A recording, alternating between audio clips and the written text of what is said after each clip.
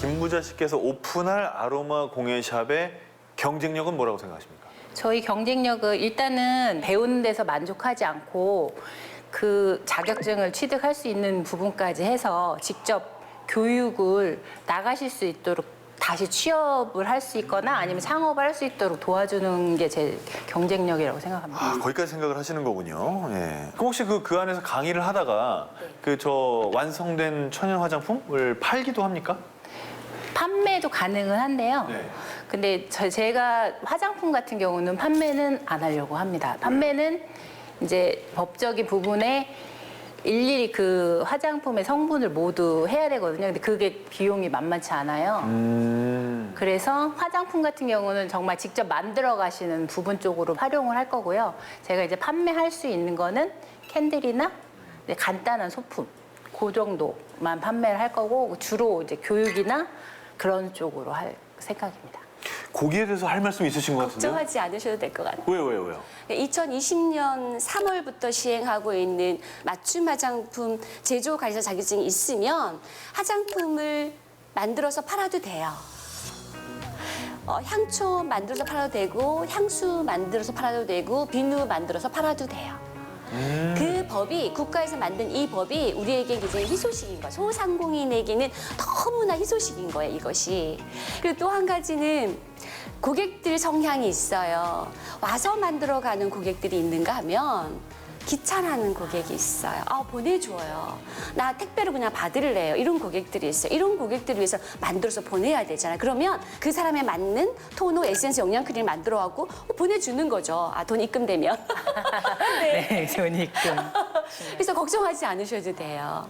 예, 굉장히 희망적이에요. 그래서 아로마 공예샵이 새롭게 아마 새로운 어떤 시대를 맞이하는 2020년도가 될 것 같습니다. 만약에 이렇게 해서 화장품 판매가 법적으로 오케이가 된다면 이거를 뭐 쇼핑몰을 따로 만드는 게 좋을까요? 아니면 다른 사람의 핸드메이드 샵에 입점시키는 게 좋을까요?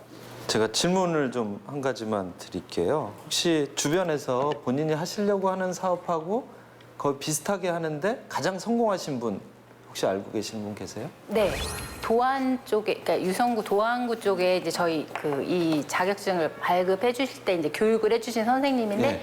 그분 같은 경우는 이제 인터넷 쇼핑몰 많이 성공을 하셨고 또 많은 곳에 또 교육을 다니시는 그런 선생님이시거든요. 그러면 제가 제품을 팔아서 올리는 매출액과 교육을 해서 올리는 매출액 중에 어떤 비중이 더 크다고 생각하세요? 그러니까 그분 자체는 원래는 판매가 많이 됐었는데 아까 제가 말씀드렸듯이 이제 그런 규제로 그쪽이 주춤하면서 이제 지금은 교육 쪽인 수입이 훨씬 많아요. 예, 제가 이제 왜 그런 걸 여쭤보냐면 이제 일단은 사업을 하시려면 이게 수익이 나야 되는 거거든요.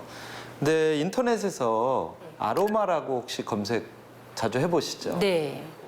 제가 이제 조사를 해봤어요. 아로마 관련된 연관 키워드라고 이제 우리가 N사에서 분석을 해볼 수가 있는데요. 아로마 마사지가 월 17,000회 정도 검색이 되고 있습니다. 두 번째가 아로마 오일이 17,420회, 2등입니다. 그 다음에 3등이 그냥 아로마고요.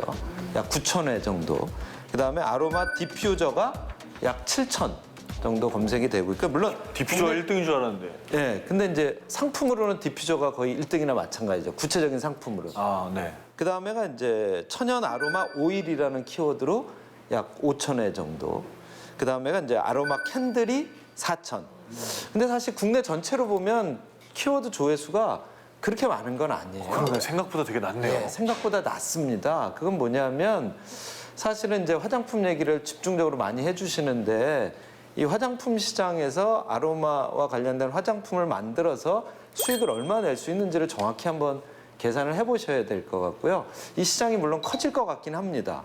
하지만 지금 수요는 그걸 교육으로서 발생시킬 수 있는 매출액과 그다음에 내가 만들어서 판매했을 때의 매출액과 이런 것들을 잘 조사하셔서 제품에 집중할 것인지 교육에 집중할 것인지 만약에 제품에 집중한다면 여기 나오는 것처럼 소비자의 니즈가 있는 제품에 집중할 것인지 아니면 미래에 더 가능성이 있는 아주 전문화된 화장품 쪽에 집중할 것인지 뭐 이런 고민이 필요할 것 같습니다. 왜냐하면 경쟁력이라는 게 막연하게 뭐 한 가지로 이루어지는 건 아니지 않습니까? 그래서 이 아로마 시장에서의 경쟁력에 대한 나름대로의 컨셉을 좀 잡아야 될 필요가 있을 것 같습니다.